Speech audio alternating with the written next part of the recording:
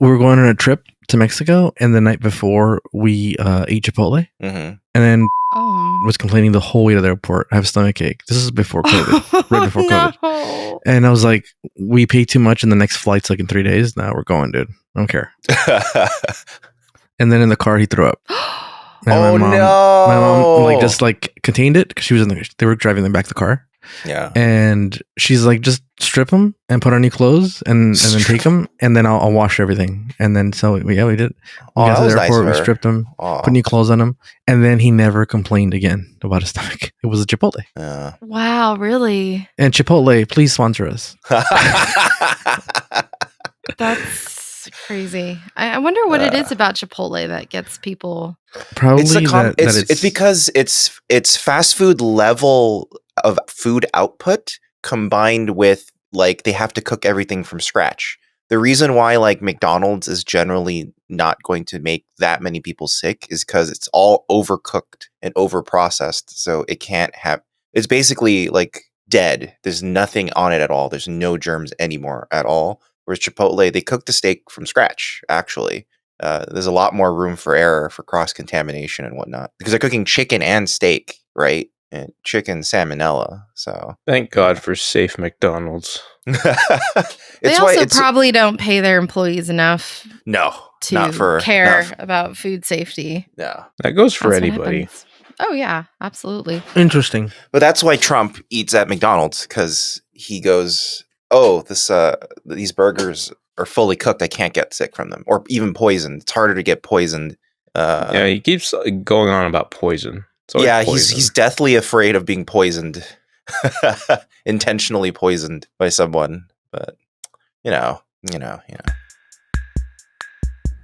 You think that's his childhood trauma? Like, for us, like it was quicksand. Like you're like, oh, I'm gonna die in like quicksand.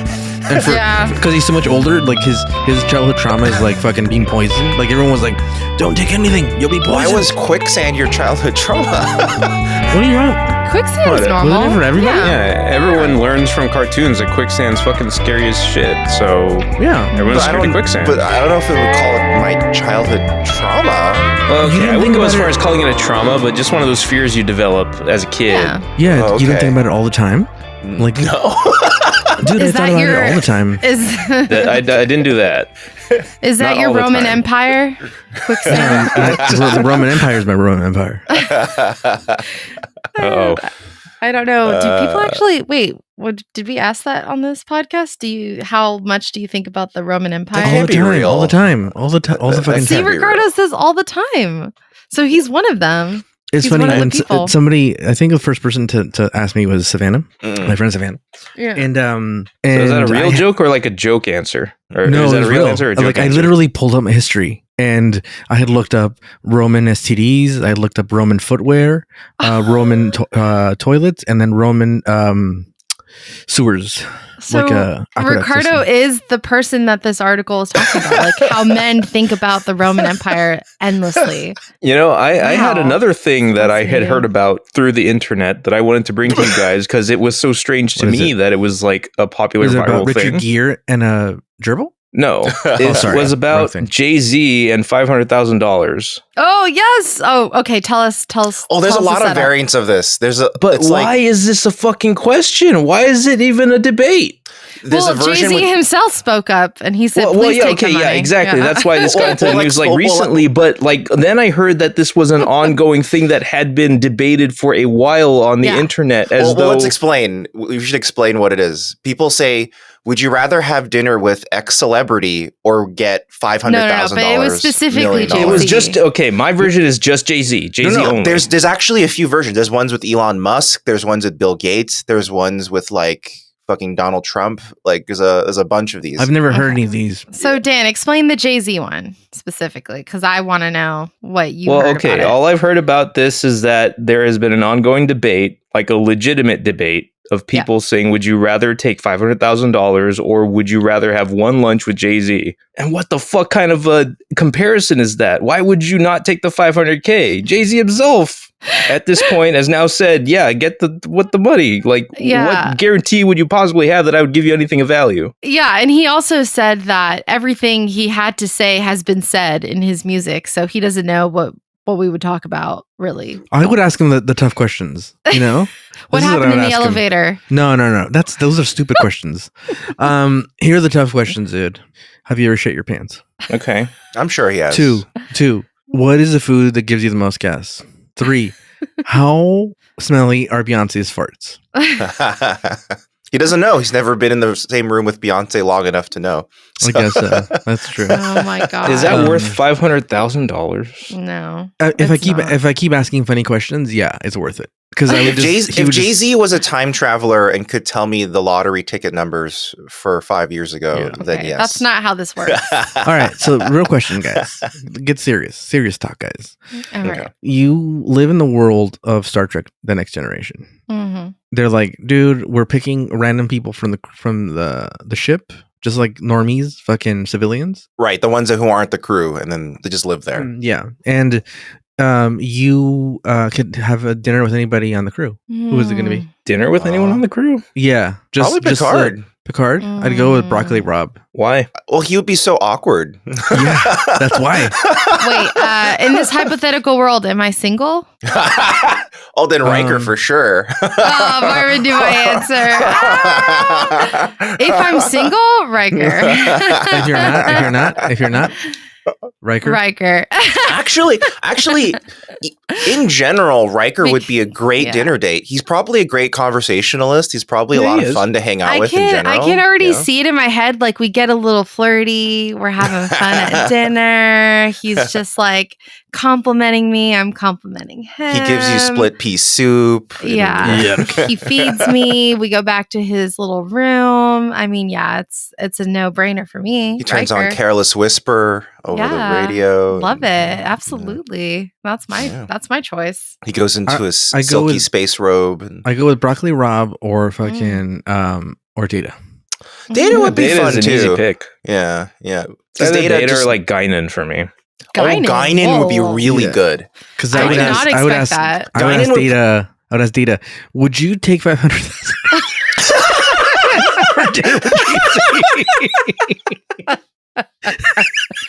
Oh my god. See what he says. Guinan would be really good.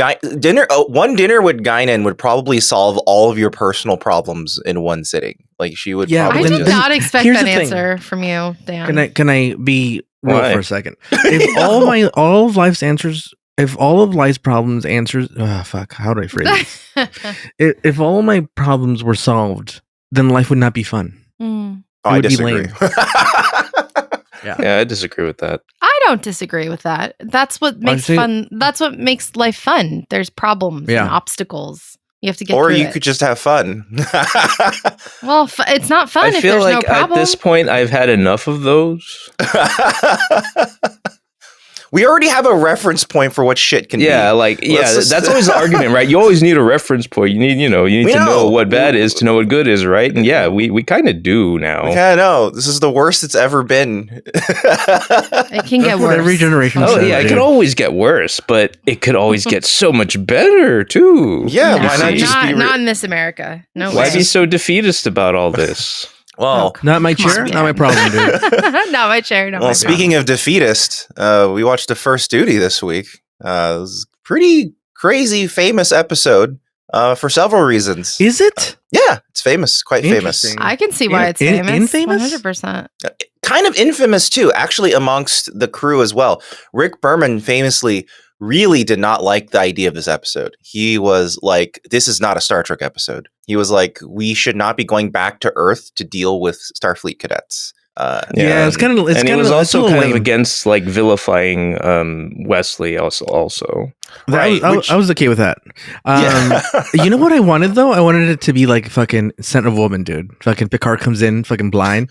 You know, because it did have a Scent of a Woman vibe. You know, at the end. Have you guys seen Scent of a Woman? No, I actually have not. No, it's a reprimand hearing for Chris O'Donnell's like private school. Oh, okay. And he Chris O'Donnell refuses to like tell on his friends that did something bad. Well, actually, apparently before it was rewritten, the vibe of this episode was way closer to like A Few Good Men, where it was like hyper intense, and the thing that Wesley and crew were involved was way more heinous. Apparently, we don't know what the details of that original thing was, but that was rejected because it made Wesley look like a complete villain. Like there was no redemption.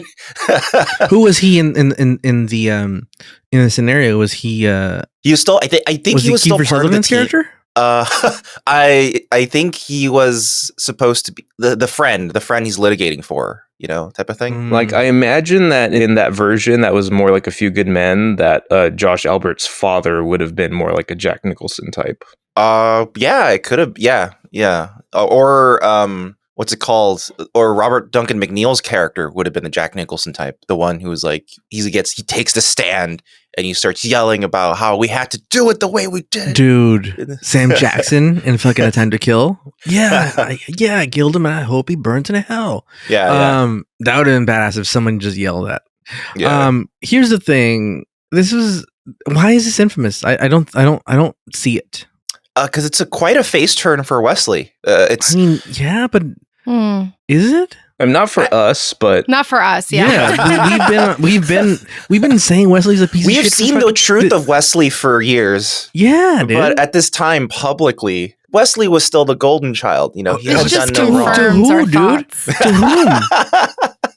Who are these people that were just blinded by his goddamn terrorist acts, dude? He kills another person. You know what I mean? I guess he finally kills a person. I mean, the last time he appeared, he saved everyone from the Try Not to Come game. That's true. Yeah. Last time he appeared, he was still being shown as a hero who's spunky and able to save everybody and do all this stuff. And now he's just... My imagination took me to somewhere else, and I like that version better. So I don't know what happened. Your own inner fantasy took over. Dude, here's my fantasy. Let me tell you my fantasy, dude. Okay. And so I don't know. I'm on uncharted territories. I've never seen any spoilers for the show. Ever. The only spoiler I had was the first episode where I watched episode 10 instead of 1. Remember that? Right. Your first episode was actually Data Lore. Yeah. So that was my only spoiler. But I haven't had any spoilers. Especially after I yelled at you, Marvin, for stop saying things like, oh, next week's episode, fuck, it's a doozy. Someone gets fucking keistered.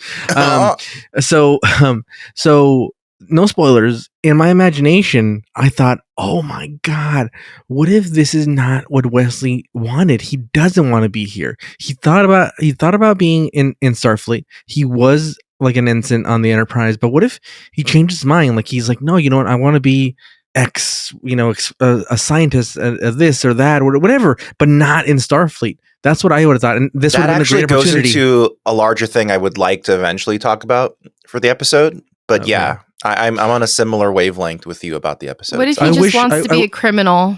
Yeah. What if he was like? What if he changed his name to Danny Ocean, dude?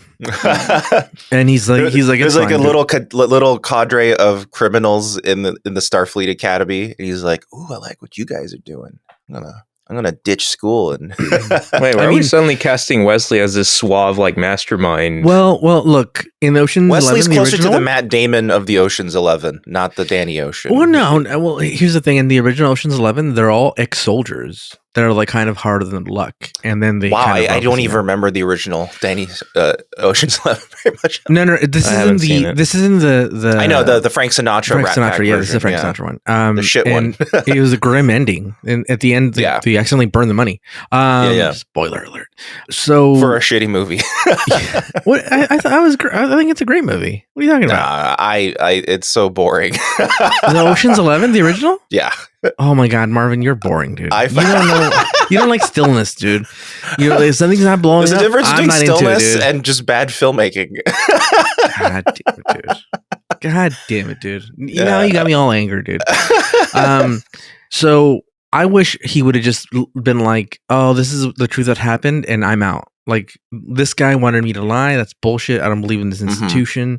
Like what? And then he would have just fucking yelled, dude. Just been like let it all out. Like, look, fuck this. No, like what is the prime directive? This guy keeps fucking moving the goalpost on the fucking prime directive. You know what I mean? And he points. Why does Picard keep getting away with it, and I'm not getting away with it? Yeah. He's like, you know, that would be the thing to ask. You know how many war crimes I committed, and I haven't been fucking prosecuted? Millions of fucking war crimes. And he would have just quit, and he just fucking left, dude. And then he joined the Borg or something cool. I'm quitting. I'm joining the Borg. No, he doesn't join the Borg. He captures the Borg and enslaves them for his own uses. That too. Yeah. He becomes the Borg king. And then, barking. But look, again, we're watching this. I don't know if part of it is that we're watching this. How many years? What is that? 30 years, right? Since this was filmed. 30. Oh yeah. This is about 30 years. Yeah. So I don't know if we're watching this episode through those lenses of like progress or not progress. Really, I think it's also that we're watching it sequentially. Remember, a lot of this was syndicated, and a lot of people didn't catch every episode as it came out. That's true. So only the hardcore fans did catch every episode as it came out. So yeah. I think it was more of the expectation that you just catch an episode here and there, and oh, this one's Wesley's doing some crazy shit. This one is a ravioli. It's fine, Yeah. Well, what about us being 30 years ahead? Factors into this conversation right now. What do you mean 30 years ahead? Well, you said it's been 30 years. So yes. What were you getting at? Just that maybe that back then, I don't know, dude. Things were more simpler, and we were oh, this episode's fucking great. But I would have thought more people thought Wesley is a war criminal. No. That's just not my. I wouldn't expect that just my take on it. It's just what happened back then. I think so. The reason for fans who don't know why we keep saying that is because literally the second episode of TNG, The Naked Now, Wesley he takes over the whole ship, and because he's drunk. Being drunk doesn't mean you're allowed to commit mutiny, but he does. So ever since then, we've been okay, there's something seriously wrong with him. He can't. But I think what happened is the vast majority of people did not see The Naked Now. It's just not a popular. The show wasn't popular yet. The first season was almost a bust. So no one has this version of Wesley. The version of Wesley they see is likely mostly from season 2. And season 2 Wesley actually starts off kind of pensive and thoughtful because didn't he create a fucking antimatter bomb in that too? For the war games scenario near the end of season 2, he uses an antimatter device to create a distraction during their war game. Yeah, there was also a time where he was doing an experiment and he let some organisms loose. Some nanites got loose and started eating the ship. Right. Yeah. But in the context of just those episodes, it's oh, that old rascal Wesley. He's privileged. But and I think that's why nepotism, dude. That's why this episode was such a huge turn for everyone. Because I think the correct me if I'm wrong, people who are listening, but I think the general sentiment around Wesley at the time was that he is kind of annoying because he is too capable of doing a lot of things, but he's essentially a moral character. And I think especially from lots of comments and letters I've been reading, a lot of younger girls genuinely liked Wesley. The way he was employed actually worked. They used Wesley to try to draw in a younger female audience, and it totally worked. No, and I'm not arguing that either. But here's the thing: is that I get why he was there, and I get that he's for a certain audience, and maybe I'm too old to understand that character. But at the same time, some people see it as oh, he's just really smart and mischievous. But to me, no, his intelligence is dangerous. Especially if not pushed the right way, or if pushed the wrong way. You know what I mean? He's a very dangerous pushed person. The wrong way in this very episode, right? Yeah. Someone got killed. Yeah. So this is not a spoiler because this is not from a show.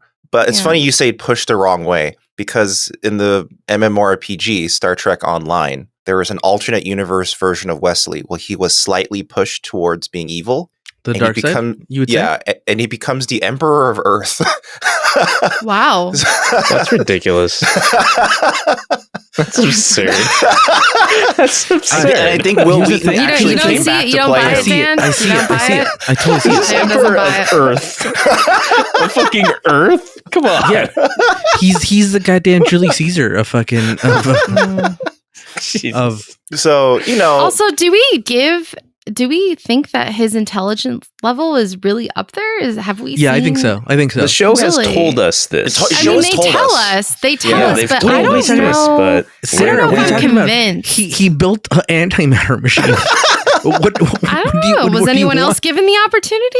Like, I just feel like he is written that way, but I think Wil Wheaton plays him more spunky than like hyper smart. He helped that creepy fucking traveler dude, and he kept up with him. He kept up with him. Like, the traveler called him the Mozart of warp drive. Yes. So. No, I know.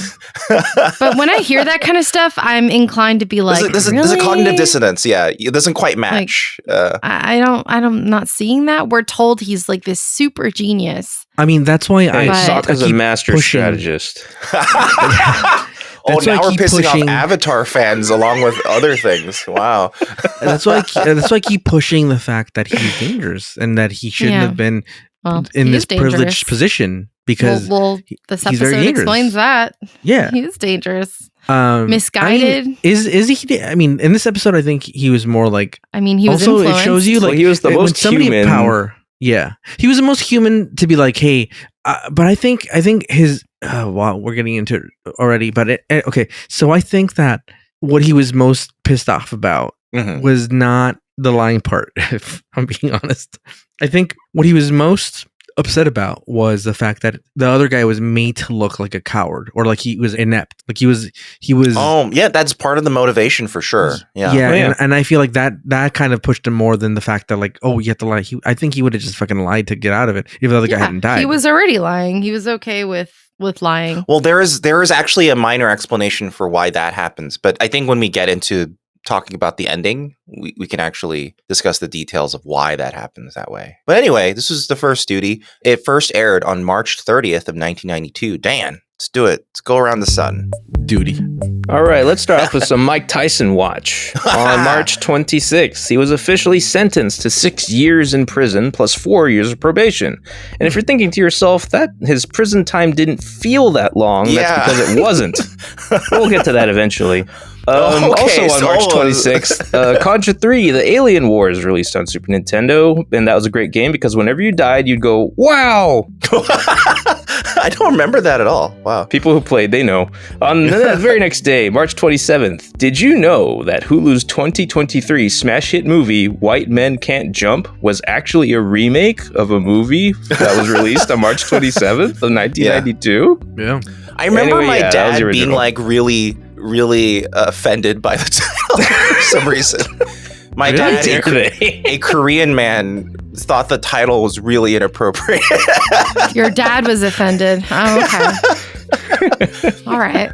That leads into a minor thing of mine where when I was younger, I think because of shit like that my dad did, I thought I was white when I was like 3 or 4. Oh, Marvin. I thought I was a white kid. I even asked my dad, so we're white, right? Oh, and then no. And then he... Was he supremely like, I've failed? No, he responded to me, yes, we're white. And then, what? I mean, technically, no. so he did not. Are you serious? Yeah, he did. And I remember being like, okay. Did he qualify that at all in terms of like... No, I think he just was not prepared to explain what's really going on yet. He's like, well, you're not tanned, you're not dark skinned, so I guess you're... that's it. Oh my God. But did you not know you were Asian? Korean? I thought Asians were also white people. Oh my God. Well, yeah, like you would see the world in terms of black and white. Yeah, literally. Marvin, did you grow up speaking Korean? I did until elementary school. But you spoke Korean primarily, right? Yeah. And you still didn't get the memo with that? No. Really? No. Did you try to speak Korean to your white friends? You're like, come on, we're all white. Why do you know Korean? All you need to uphold this misunderstanding is to have the notion that Korean is a subcategory of white. Yeah, that's kind of just what I assumed. Was. Yeah. Okay. And then I was like, well, I'm literally not black. I'm not a black person, so I must be white. Yeah. Oh, Lord. Wow. Lot to unpack there. Yeah. It wasn't until like first grade where I was like, wait a minute. This is all wrong. Oh my That's God. a Gemini for you. All right. On the day of air, the 64th Academy Awards were held, and Silence of the Lambs won everything. Notably, this was also the year that Beauty and the Beast was on deck, which was the very first animated feature to ever get nominated for Best Picture until 2009. Wait, Beauty and the Beast didn't win? I thought it won Oh, it did not. No. Silence of the Lambs won. Yeah, I would have been pissed if fucking Beauty and the Beast fucking won, dude. Oh, Beauty and the Beast is really good. Compared to Silence of the Lambs, dude. They're good in different ways. No, dude, no one says, would you fuck me? I'd fuck me. In fucking... greatest I fucking can line, imagine dude. Beast saying that to himself in the room. Yeah, he probably said it Yeah, off screen. Yeah, You didn't see the deleted I would scenes? like Ted Levine to voice fucking Beast. Candy cane. He's keeping Belle in like a hole in the ground in his castle. Yeah. Put on the lotion on the skins. Because he plans to eat her. And Gaston is the detective trying to find her before it's too late. Yeah. No, make her like Clarice. Make her so she's Gaston Clarice. Is female. Gaston is a female. Oh, Gaston is a female. Okay. Yeah, we can do that. We can do that. Yeah. Yeah, they really. And who's the Hannibal Lecter of this? Hannibal Lecter is Beast, dude. Oh no. Hannibal Lecter is because he's Buffalo Bob, right? Buffalo Bill. Yeah.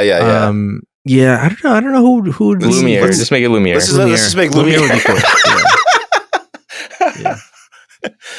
He's got a fucking mask on and everything. Yeah. Lumiere, yeah. That piece of shit fucking candle. That's a trip around the sun. Okay, thank you. We were all excited for more. We're all like, huh? Yeah, more thank you, Academy Dan. Awards talk. Thank you. And thank you to our sponsors as well. Let's start off with ExpressVPN as usual. Because, hey, you know how good they are. ExpressVPN, one of the best VPNs in the world. Might be the best. I don't know. It's subjective. But they're offering new stuff too. They're offering, instead of just 5 devices connected, you can connect up to 8. That's pretty amazing. And their number of countries increased to 108, 104. I forget exactly. From 69? From 94. Oh, they added even more countries, dude. They just keep adding stuff. You know what, dude? There's a certain company that shall not be named that's fucking cracking down on fucking logins. Mm-hmm. And ExpressVPN said, fuck you, more logins. We're going the other way. Yeah, the other way. Fuck you with your fucking ba-boom. Wow, I don't know who that could be. Yeah. Who could that be? Yeah, must but be you know Disney what? Can I tell you my little VPN story? I talked the other day about how allegedly I use a VPN to log into a certain Apple TV that I have. Allegedly, well, allegedly my plan now went into the one that has commercials, right? So like because they raised the prices on Disney Plus. Mm-hmm. And I lowered my tier because I'm like, I don't want to pay $50 for no commercials. I just take the commercials. It's $50. I don't know, dude. I'm making the number up. I don't know. It's more than I want to pay, close. Marvin. The fact that you thought it was $50. That is a lot for a streaming service. Oh my God. So whatever it is, I didn't want to pay it, dude. Allegedly. And I said, you know what? I'm gonna VPN to another country and see if there's commercials on that. So it's my same plan that has commercials in the US. Allegedly, some guy named Ricardo VPN'd into Europe and watched his Disney plan, which he paid for, allegedly. And it not only does it have Stars, which is basically Hulu and all the Fox movies, but it knocked off all the commercials. Hell yeah. Nice. So I'm back, baby. No commercials. No. Well, speaking of which, ExpressVPN allegedly also built-in ad blocker. So you don't even have to have an ad blocker built into your web browser. ExpressVPN just blocks it if you're connected to it. All the ad sources. It has its own blacklist. And I also need to use a VPN to look up later La Blue Girl. I don't know what that is. So should I use a VPN? Yeah. Yes, you should. Definitely. Oh, okay. Yeah. Okay. Might as well. Unless you turn like when you don't know, that's a perfect time to turn it on. Legitimately, if you're not sure, like a 2 girls 1 cup situation. Turn on VPN. Either way, turn it on. Open incognito window, then just try it out. You know. Yeah. I'm scared what I'm going to do. If you're really afraid, what is the Blue Girl? I don't know what it is. I'm going to switch it up, dude. I'm going to switch it up this time. I'm going to say this early on. You have the power, Sarah. You turn on your VPN, you turn on incognito mode, and just do these girls a favor, dude. They're working hard. Go to Pornhub and like a couple of videos, dude. Yeah, on our behalf. Yeah, because they certainly receive revenue or something from that. Also, if you're really cool, dude, you fucking leave a comment and you say, "Hey, I heard this really cool podcast." Yep. and you just leave it as one of the like porn video comments. Dude. Oh, or leave it as one of the comments. Like, I'm here from Newbie Star Trek. You know, like I was referred by Newbie Star Trek. Please leave comments on your favorite porn, please. Yeah. And send us a screenshot via email. Fantastic. No, because then like I don't look. We don't expose anybody. Like if you say don't say my name, we don't say it, dude. We love. Yeah. We're no Wesleys over here, anonymously. Dude. Yeah. This invites a vague possibility that people will think that we told people to go to very specific videos. I know, which is fine. Recommended, that specific video to viewers, as opposed to vice versa. Though, points for Star Trek parodies. Yes. Yeah. Right. Well, that'll make the illusion even more obfuscated. Oh yeah. Yes. Oh yeah. Yeah. Any Star Trek reenactments. Specifically with Riker. Sexual reenactments. That's what I'm going to call them. Sexual reenactments. Wait, what if it's like number one and number like Picard, and he's like, "You're my number one." Oh. Yeah, and then it gets like that has absolutely happened. He's like, "You're my number one, but put it in my number two." Like exactly. Okay, like Kirk and Spock are some of the original slash fic. There is no way in hell that it did not extend. Literally, slash fiction began because of Star Trek. Literally. What is slash fiction? Slash fiction. Well, that's one of the things you can search for when you connect to. You connect to ExpressVPN. Okay. So if you need a VPN, Blue Girl slash fiction. Marvin, tell us how we get a deal on this. So if you need a VPN to look all this stuff up, just head on over to expressvpn.com/newbie Star Trek, and if you sign up for 12 months, they'll give you 3 months for free. That makes the entire deal 49% off, which is still pretty good because it's only $6.67 a month. That's really good. And if you're not sure, maybe you do want to just expose yourself as you search for Love Blue Girl. No, you don't want to do that, guys. Let's say you're a rebel. Do you want to expose yourself? It's a 30-day money-back guarantee, so you can try it out for 30 days, and if you don't like it, you can just send it back. Be like, I don't want to do that no more. So again, it's expressvpn.com/newbie Star Trek, and if you sign up for 12 months, they'll give you 3 months for free. If you say, like, I've already rated the videos and I'm done. And also, Exter quality wallets from EKSTER, Exter.com. You know what they do? They got those nice Parliament wallets with their quick access buttons and sleek, stylish designs. And you know what I heard? What? They re-released their gold wallet. What? And now the button is updated to a stainless steel button. So it's now a metal button. What, dude? You know what? Nice. That, if you drop it, it won't fall apart. It has fucking salt I think water. Apparently that's why they did it. I think it was like because they heard of the gold. They heard the saltwater complaints. I think because of the gold frame, sometimes the plastic was like getting stuck, so they like upgraded it. Shit. And they were also, like, "Oh, if you have a gold wallet, you don't want a fucking plastic button, dude." Yeah, I think that's also partially why. Yeah, exactly. You paid a lot of money for the gold. Give me a fucking stainless steel button. It makes sense. Yeah, you know what? If you guys want, I don't know. I'd be into if fucking what are they called? Extra. What are they called again? Extra. If they released like a fucking nice leather wallet with the fucking the Star Trek fucking logo, dude. I mean, that'd be cool. Yeah. That'd be really cool. How are you not jazzed about that? That'd be exciting. I've been saying before, especially since they also have their aluminum wallets where they could easily print stuff onto them. They should really do collabs. You know, they really like leather is difficult to print onto. I get it, but come on, you have aluminum ones. Do some like collabs with some other brands because you made a messy wallet. Why not make another wallet? You know? Yeah. So other football players need it. You know? What about a fucking Taylor fucking Swift and fucking and Kelsey fucking wallet, dude? Just them holding hands. Get it out there, dude. Yeah, we need an Eras Tour Parliament. Yeah, dude. That would legitimately probably sell like hotcakes. Yeah, it would. But yeah, if you guys want to check that out, head on over to shop.exter.com/newbie or use offer code newbie whenever you check out at exter.com. That's EKSTER.com, and adds an additional 25% off any order site-wide. That means it stacks with any ongoing sales. So let's say there's a 10% sale going on. Now you get 35% off. That's a really good deal. And A lot of other stuff. They have free shipping on any order of $50 or more. Free returns within 100 days of receiving your order. A 12-month warranty at least on all products, because their grid line of products, which is their backpack and their tech case and all that stuff, that's a 2-year warranty. So that's pretty good. Damn. And here's a free tool card with any order above $125. Can I say this? Yeah. Look, just buy one now. Buy one now, dude. Or wait till Black Friday and buy another one there. And I'll tell you why, dude. Because, and this happens fucking for sure. If it doesn't happen to you, then you're a better person for it. But this is what will happen. Christmas will roll around and you're like, oh my God, I didn't get X, a gift.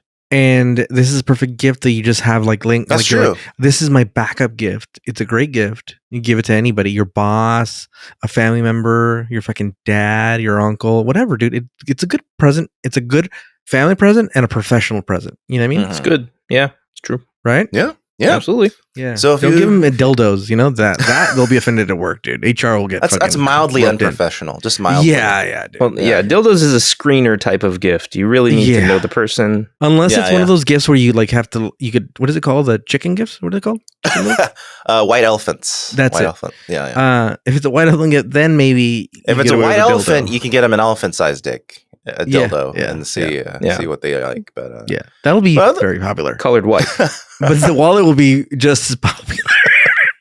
But if you want to get a wallet, head on over to shop.extra.com/newbie or just use offer code newbie when you check out at extra.com for an additional 25% off any order site-wide. All right, Denise, let's get in there. Ricardo, could you please tell us what happened in this episode? Yes, I can, Denise. Hold your fucking... Tuck your pants into your socks, Denise. All right. Is she expecting snake bites? Well, snakes, rats, cockroaches, anything, dude. You don't want anything crawling up your fucking pant legs, dude. Oh, that's a good idea, actually. What do you mean? Tucking your pants into your... Yeah. Yeah. Yeah, that's how you keep creepy collies away when you're hiking. A lot of people do that. Yeah. Fascinating. Never thought about that. Also, when you're riding a bike, put them in your socks, dude. That way you don't get any. I guess grease stains from the chain. One of our old college friends, Sean, used to do that. Yeah, he did that. Interesting. Yeah. Good to know. We learn something new every day. All right, the tips are over, guys. So here's what happens: they're gonna go visit Wesley because he's graduating from cadet school. Right? No, Picard is giving a commencement speech. Sorry, Picard is giving a commencement speech. But Wesley's not graduating yet. He's actually an underclassman still. Oh, really? Oh, is he? I thought he was graduating. Yeah. No, that'd be way too fast. Okay. So, like he's actually considered exceptional because usually it's upperclassmen who's part of Nova Squad. By the way, I kept thinking it's funny they keep calling it Nova Squadron because I'm just like, this fucking Marvel Nova. Duh. Yeah, where's John C. Reilly? Yeah, dude. It's so weird. Where's John Cena, dude? Wait, but isn't it the Nova Corps though? Isn't it also Squadron? I thought it was also Squadron. No, you're thinking of Rogue One. Well, they have Rogue Squadron. There's a Rogue Squadron and a Gold Squadron as well. I know because I played a lot of Rogue Squadron on the N64.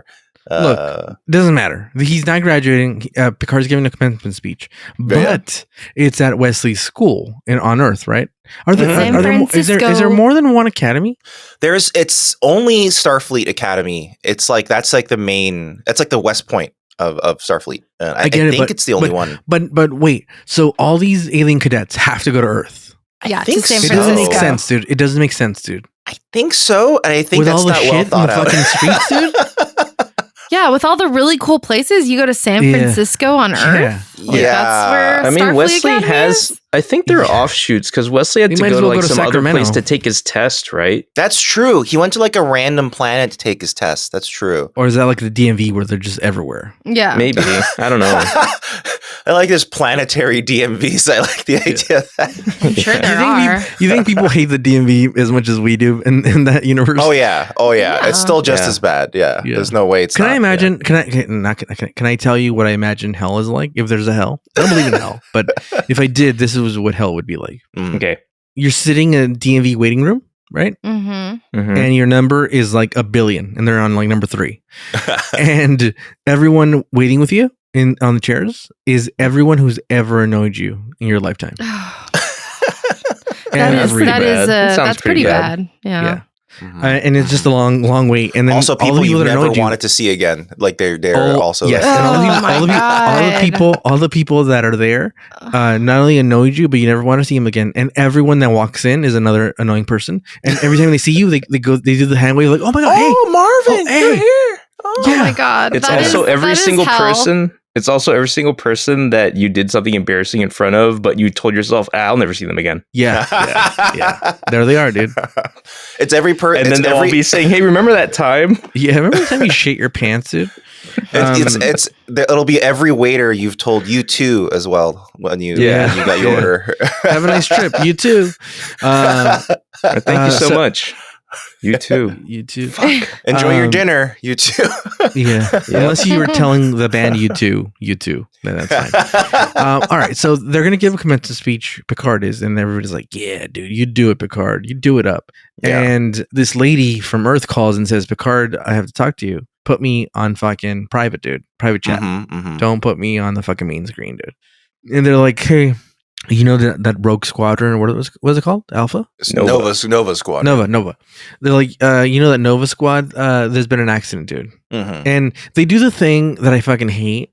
Here's the thing. If you ever have my number, don't ever go, if I don't answer, don't ever go, hey, call me back as soon as possible. And don't give me any details of it. I have it now where certain friends have done that, and I've been so pissed. And now I have one specific friend, my friend Eric, will be like, hey, call me as fast as you can. Not an emergency at all. Something really funny. And then like I know like, hey, I could get to this tomorrow. I don't have to fucking rush out of fucking, where I'm at to figure this out. No, it's just a joke. The old no time to explain. I have to. Yeah. There's always time to explain, dude. No, I said there's no time to explain, and I stick by that. So the lady goes, somebody's been hurt. No time to explain. See you later.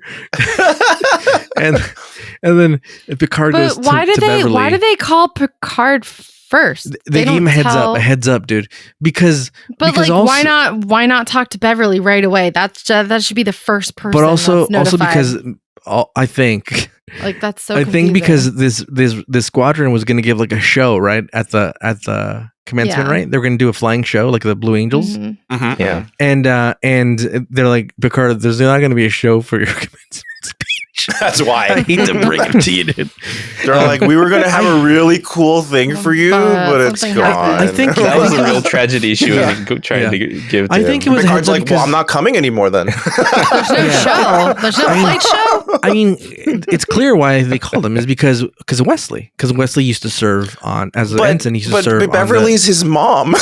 I know, but it's a chain of command. Like they don't just call her. It's a hey, you have to go advise that's your person. Parents. If something happened to your child, isn't the parent not in the military, dude? Not in the military. In the military, they wouldn't call you. They would call your superior officer. That way, in case you fucking freak out. That's true. Actually, in the context of military, but Picard's not his officer.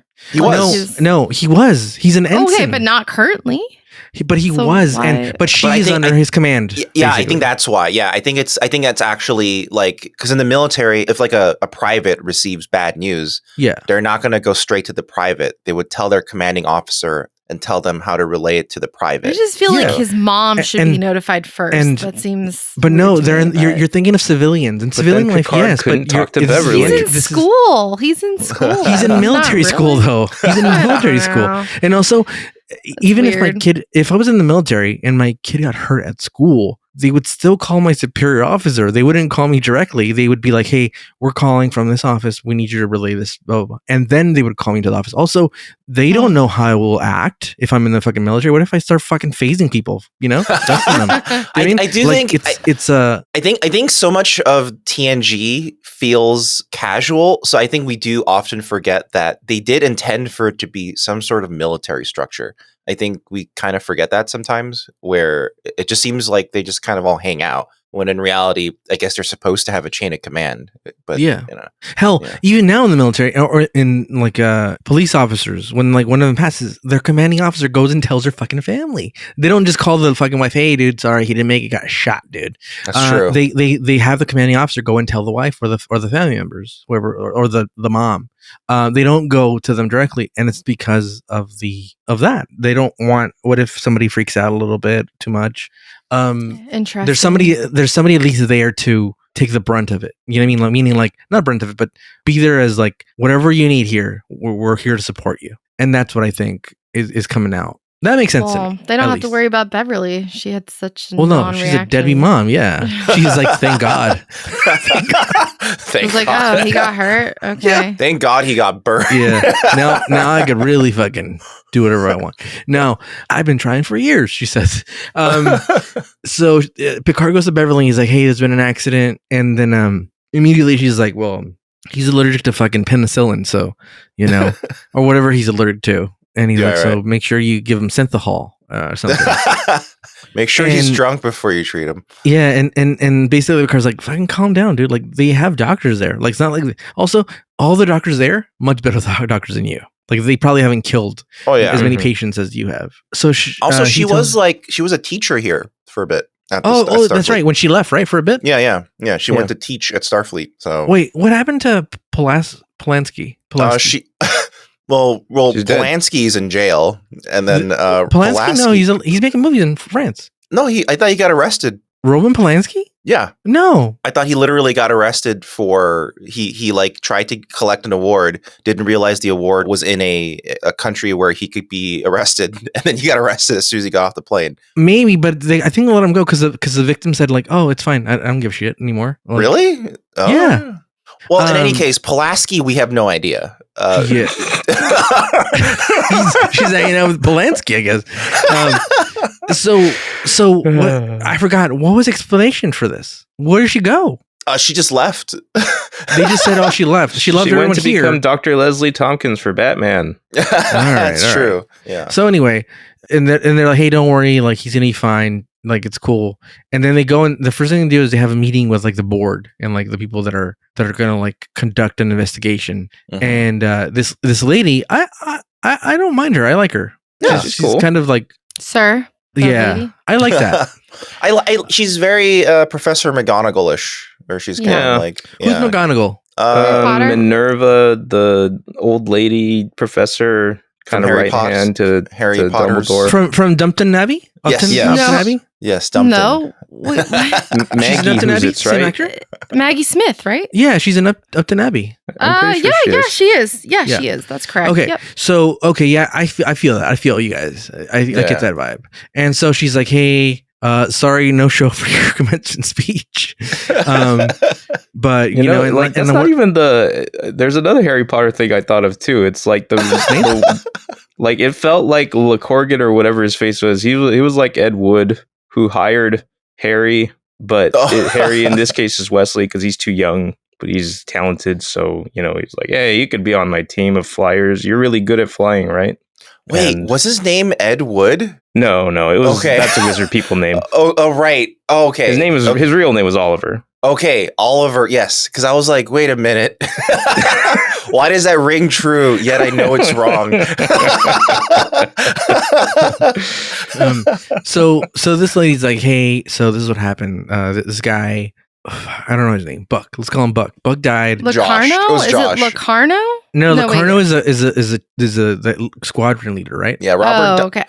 Josh Albert. Josh Albert, right? Josh Albert. His name was Joshua Albert. Just really quickly, for listeners who are probably trying to scream at the screen right now, yes, Robert Duncan McNeil. We're not going to talk about why he's important, but Robert Duncan McNeil is in the episode. Who the fuck is Robert Duncan McNeil? He's Lacorna or Lacorn. What's his name? Lacorna? Lacorn? Lacorna? It's La Perla. It's not a bra. It's La Perla. La Bailar Lacorna? La Perla. Locarno. Who's Nicholas Locarno. He's a squad leader. Flight leader. Yeah. So yes, we know Robert Duncan McNeil. We're going to move past that right now because it's spoilers. He's the Brett Kavanaugh of the group. I don't know. Dude. Kinda looking, yeah. Marvin. I'm going to ask you again, dude. You put this shit in post, dude. Now I know this thing and it affected me, dude, and I can't unhear it, dude. You will literally never remember. Trust me. Move on. I mean, I don't remember people's names, so okay. It's very important. But you won't. You're not considering your track record with remembering things. I think you're fine. I guess you're right. Yeah. And then, so they're like, hey, this guy Don Carnage. What is his name? Lacorna. God, I can't get his name. now we're stuck with Lacorna. Locarno. Falco Lombardi. Okay, so this guy is a terrible name. Yeah, these are bad names. Okay, so Josh died. Let's get this straight. Josh Allen died. And so his dad's there. Josh Allen's dad's there. And he's like sad. And he's also, what is he? Is he like a captain? What is he? He works as at the Starfleet, I think. But he's higher ranked, right? Because he calls him sir. Yeah. He's like, I think he probably is the equivalent of a teacher there. Yeah. I think he's wearing like science and engineering, right? Yeah, he's wearing a science. If I were to say this guy, best actor in this episode. Oh man, yeah, the scene where he talks to Wesley is it was incredible. Yeah, he did a really good job. So I would say he gets the award for best acting in this episode. And then they go see Wesley finally, and Wesley's really not hiding the fact that he fucking jacks off all the time. He's working out his fucking right fucking hand, his fucking wrist. He looks really thin though. Will Wheaton looks really thin in this. I don't know. Did you guys notice? Yeah, he's thinned out a bit. Yeah. Was he always that? He lost his baby fat. What are you talking about? As soon as he hit puberty, he got kind of lanky. He's very thin. I think he's continuing to grow taller than what I remembered. And his haircut sucks. Whatever that is. It's okay. It's fine. What? Dan, it's not okay. What are you talking about? I've seen worse in this episode. Bowl cut.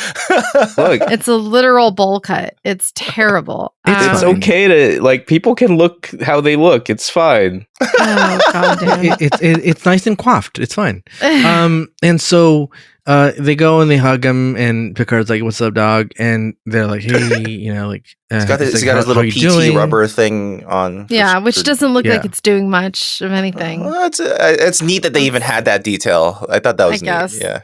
And then Lacerna comes in, and he's like, "Hey, sorry, I didn't mean to interrupt." And he's like, "Oh, no problem here, Governor." La Perla comes in. Yeah, and he's like, "All right, he's like, could you guys beat it? Because I got to talk to this dude." Yeah, but you get instantly right away they're up to something slimy. Yeah, Picard should have been like, instantly. This guy's actually, I'm not leaving. yeah. Or they should have just put their ear to the door and just stood there and listened outside when they left or something. And Lacerna, he's like, "Hey, be cool, dude. No one's going to jail, Karen." And he's like, "Just be cool. Don't. What are we gonna do? Cool. What are we gonna do? Be cool, Wes. Dude. Just be cool." They call him Wes, right? Yeah. And then Picard takes a walk, and he sees, just like fucking American Ninja, dude. Turns out that the gardener, remember in American Ninja, the guy who trained him was a gardener because he was just hiding in plain sight. Oh yeah. This dude apparently was this guy's teacher, and apparently I like how they do it here. From what I'm getting from Daredevil. Yeah, exactly. Well, from what I'm getting here is that you do your job, you become a teacher, and then they're like, "Dude, you're a little too old. You should just do another job. Be a greeter or be a gardener." And they're like, "Oh, I'll go be a gardener." I love that, dude. I wish we did that to a lot of people in Congress. Like, "Hey, you did your duty. Yes. You're 60, 65. Go trim the hedges at the mall." You know what I mean? Yeah. He does say when he met Picard that he was his age that he is now, and Picard I think currently is 60 something in the comics. Oh my God, how old is this guy? How old is this guy? 100 something? He's probably 100, yeah. Yeah. So. Wait, is he human? Humans can live that long? In the TNG future, everyone lives super long time. Yeah, think about it. No life cancer, expectancy has expanded. No diabetes, dude. Dude, if I didn't have diabetes, dude, I'd have an eating disorder, dude. I love food, dude. Let me tell you, if I lived in this universe, dude, I'd be I would just be in fucking eating all day, dude, and nothing. Wow, I'd just be. That's shocking. They live that long. Yeah. Wait, Taco Bell or McDonald's all day. Boothby. Go ahead. Mm-hmm. Picard, Boothby recognizes Picard pretty quickly once he sees him. Yeah. But in the previous episode where Wesley visited the ship in the game, Wesley told Picard that he didn't remember Picard until he showed him a picture. Yes. Oh, I was going to point this out exactly, Dan. Because I thought the same thing was that Boothby actually didn't really remember. Yeah, so it's I feel so I'm confused. Well, I find it fine that he recognizes him now, but I'm pointing out that if Wesley hadn't gone to Starfleet Academy, Boothby probably wouldn't have remembered him. Yeah, he wouldn't have been reminded of him. I have a theory. Why? Okay. I bet you he's like, do you know Jean-Luc Picard? And he's like, I've never heard of him, dude. And he shows him pictures. He's like, oh, Gooch. Yeah, everyone knew him as Gooch here, like Brett Kavanaugh. You know what I mean? Like Gooch. Oh yeah, like Broccoli Rob. Like they have also, nicknames, dude. Picard, call signs. He does mention what happened to your hair. Yeah, like Stinky Picard. Like he didn't have he had his hair back then. No, I don't buy it because they allude. They have this very secretive conversation that something major happened and that they went through stuff together. Yes, Sarah. So. He kept a diary. And that day he had a few beers. And he did a little wild stuff, and they called him Gooch from that point on. And so he didn't know Luke Picard, he knew Gooch. He just knew him by Gooch. Okay, got it. Yeah. That or it might also be that Boothby helped like every single Starfleet Academy student ever with a major problem in their life. And he was like, that's true. I helped all of you guys. He's like the Professor Snape of it all. I made all of you do what you would have done. I don't know Harry Potter. All right, so he basically goes, hey, I know I helped you out with that big thing, dude. This guy kind of looks like the Penguin / the old 69 Penguin, 1969 Penguin. Yeah, the guy who fucking trained Rocky, dude. Meriwether. Oh, right. Yeah. Gosh, what's his name? What's his name? I forget. Mick from Rocky. Something Meriwether Jones. Burgess Meredith. Right. Burgess Meredith. Yeah. Right. I kept thinking Muggsy Bogues. Muggsy Bogues. What's wrong with you, Dan? You're like Bugsy Malone, I think his name. I don't know. It's like, you see an old guy like that. It looks kind of like his name should be Muggsy. Yeah, Muggsy or Boggs. Anyway, Boggs is like, hey, I remember I helped you, and like you were the best, dude. You're the best around. I remember you drank 10 beers. You could have been a contender. Yeah. He says you wrote it on your diary. You took out your diary and you wrote it. And basically they're old, apprentice and master, Mm-hmm. And he's like, do you know this dude La Perla? And he's like, yeah, he's the best dude, best squadron here, dude. We got Timmons and La Perla and Josh Allen, all the best, dude. And that fucking kid, he's good too. That kid Wesley. Remember you killed that kid's dad. That's what Boothby's talking about. Oh, Boothby's my god! Yeah, yeah, dude. That's the perfect piece to this. It actually wasn't in the academy. He went to Boothby afterwards. Like, Boothby, you're the only one I can trust right now. We go way back. I killed a man, and that's why he had to bury him on the grounds of Starfleet. Sarah. That's why he like looked Picard. He's like, never heard of him. He's playing his fucking role, dude. Exactly. Do you know Jean-Luc Picard never heard of him, dude? Interesting. And then Wesley finally showed him an old picture and was like, oh yeah, I know the old Picard. Why did you say so? Well, yeah, never met him after there. Never saw him again. That's quite the theory. It holds up, dude. There's no leak theory. So then next scene is he got La Perla and he's talking to the two ladies and Wesley. And he's like, look, nobody's gonna fucking rat, you pieces of shit, dude. We stick together and we're cool little fucking cucumbers and we're gonna get out of this. And this scene seems so evil. Like, plotting. And I keep remembering, like, someone is dead. Yeah, they killed somebody. They killed somebody. And it's very they didn't serious kill him. and nefarious. They just covered it up. Yeah, but it seems so nefarious for these students to just do this. And it could have been worse. You can do whatever and be in Supreme Court. So how is this so far-fetched, dude? It had Brett Kavanaugh vibes. Just, I don't know. So he's like, hey, just be cool. He's like, don't lie. Just don't volunteer anything extra. Yeah. Don't you have to lie. Incriminate yourselves, dude. Don't say anything more. Just be cool, dude. Be cool. If you get asked a question, just answer the bare minimum, dude. Just like if you work for a shitty company, dude. Bare minimum. And he's like, all right. He's like, look, everyone's gonna be cool and no one's going to jail, dude. No one's going to jail. And he's like, all right, we're cool. Yeah. And so he goes and he's giving the thing. They do the Heimlich maneuver and they do like a little floop and then they crashed. And he's like, and then the McGonagall, she's like, so what's going on, dude? Like, how come no one saw him? You guys were behind him and next to him, but you didn't see him. And you just fucking all of a sudden felt that he fucking crashed into you. Mm-hmm. And he's like, yeah, we were doing the maneuver, and then it went sideways, dude. Went tits up. Mm-hmm. And everyone does that. And then they question La Perla and then another lady, right? Right. And she's like, and then she's like, the alien girl, they're like, did you submit your flight plan, or whatever? And she's like, yeah, I did. And he's like, then why did you deviate? And he's like, well, blah blah. It was already starting to fall apart, dude. These guys, not good liars. They're not even. There's a lot of minutia, but basically they are suspicious from the get go that they are lying. Yeah. This girl, the brunette dude, never looks people in the eye. She's looking away, dude. It's true. One thing, uncomfortable fucking eye contact, dude. If you're in a court of law, dude, you don't fucking look away, dude. Yeah. You don't go, oh, I don't know where I went to go. You maintain eye contact. You just stare. I don't fucking know. And you don't maintain too much eye contact. No. Too much is good, dude. You're intimidating these people, dude.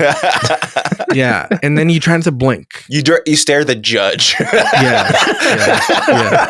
And you say, Your Majesty. Last thing I remember, Majesty. Yeah, you kind of just throw him off, the judge, by calling them your Majesty or your magistrate. Yeah, act like go above and beyond your honor. Yeah. Like, your Majesty. Nothing happens. Your dubious honor. Your eminence. Use big words that you don't Madam even President. understand. Emperor. Madam Emperor. So anyway, they're like, hey, so this cat sounds fishy. And then there's this dude that looks like Spock, dude. He's got those crazy eyebrows, dude. Yeah. Mm-hmm. Well, because he is a Vulcan. So. Okay. Mm-hmm. Yeah. What's the girl with the like unibrow scars? What kind of alien? She's a Bajoran. Oh yes, like but without with no earring though. Well, because you're not allowed to have personal accoutrements when you're. That's true. It's an exception on ship. They made an exception for Ro. So Ro is Bajoran too, right? Yes, Ro. Wait, she's got earrings? Yeah. Ro wears like a traditional Bajoran earpiece. That is. Yeah, she has like earrings. So she's like Ro. Yeah, she's. I'll tell you what, dude. Yeah. I really like Ro, dude. You know what I mean? You say every time. Yeah, I want people to know that I think she's very attractive. All right. Do you like Ro or do you like Michelle Forbes? A little bit of both, dude. Okay. So did you like when she was Cogsworth's daughter as well? Well, the guy who had to kill himself because he was too old. The half-a-life guy. Yeah. There was that episode where and he called his daughter, and his daughter was like, "Dad, you die." You die because you're old. I don't remember. Basically, the episode was once you hit a certain age, you have to off yourself because you're not useful anymore. That seems kind of. It's not that you should off yourself, makes sense. But you should do something. You do something nice, dude. You know what I mean? Yeah. You should just retire and live a beautiful life. And fucking Congress, dude. They should be out there enjoying. Have a cruise, dude. Have a cruise, not paid for by fucking Monsanto, dude, or some bullshit like that. Just you pay for it. Or you know what? We had a discussion where it kind of would be cool. Where what if Social Security was beyond just living? It's like, hey, you get to have vacations and stuff. You get one vacation per month per year. Yeah, I love that. Give them give the old folks some vacations. Here's the thing, dude. Cool. Look, I wish I was making more money, but I'm making okay money, right? Right. And if you told me, dude, you pay more taxes and everyone's gonna get one vacation a year once you could turn 65, right? And none of this rollback fucking things, right? No, 65. You fuck it, make it 60, dude. I'm okay with that. Yeah. What do I care if some people are taking 2 vacations for fucking... I hate this thing where they're like, well, if you give people a handout, they're going to abuse it. I don't give a fuck, dude. If you're telling me 5 people need it and 5 people are going to abuse it, those 5 people need it. So I'm not going to punish those 5 people because the other 5 people are dicks. Exactly. Totally That's on them, dude. I don't care. And guess what? If they are, good on them, dude. If I could afford it, fuck it, dude. Not everyone... You don't have to assume the worst in people. That's how I feel about drug tests. But guess what, dude? I'm a fucking atheist, so what do I know? That's how I feel about drug tests when they do drug testing, and they're like, "Well, what if he comes to work high and does shit?" It's like, but give him a chance. See if he does. Does he do his job? Does he do his job? Then let him smoke a little crack, dude. If he did his job, let him smoke crack at home. It's fine. Like as long as he's not operating heavy machinery. Hard, okay. Yeah. Dude. Tell you what, dude. I know for a fact a guy where my brother and I worked that smoked every day in the morning, and he did a job fine, dude. He never really fucked up. He never fucked up, to be honest. I never was like, oh, I'm cleaning up X person's work ever. Right. Mm-hmm. Always high as a kite, dude. You could tell right away. and guess what? Yeah. He was cordial. He was nice to be around, and he did his work. And he complained, but the regular amount that everybody's complaining. He didn't complain anymore. Yeah. In fact, I would say he complained a little less because he was high. Yeah. And we know all of our producers are using cocaine. So and those people were dicks, dude. But anyway, I digress. So let these people fucking smoke their crack, dude. Yeah, you do you. Yeah. So anyway, how did we get here? I don't know. Don't know how we got here. But we're here. Our politics. Yeah, we're fucking liberals. Who cares, dude? Here's the thing: is that La Perla is like being really if I'm being honest, he's the weak link of this group, and he's pulling the friendship card super hard. He's trying to be like, hey guys, we're all friends. Yeah, I know we're throwing Josh under the table, but Josh would have wanted it this way. and to be honest, he should like a family.